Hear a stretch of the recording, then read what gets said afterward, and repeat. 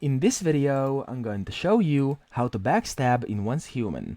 So this is actually pretty simple. As you can see, there's a soldier over there, just below this truck over here, whatever that is.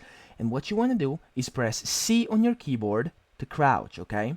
And then once you've pressed C on your keyboard, you want to kind of sneak behind that dude and press the F key. Now it doesn't matter which weapon you have equipped, it's just important that you're sneaky and that the one can't see you. So as you can see, I'm walking back to him, it says backstab, I pressed F on my keyboard, and my character just backstabbed this dude over here, okay?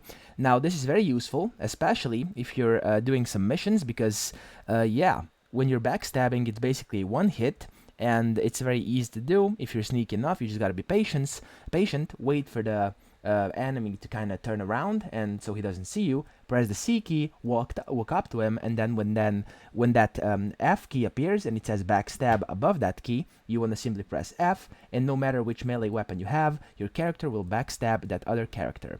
So that's pretty much it. I hope this video helped you out, and if it did, please subscribe to the channel and help me out as well.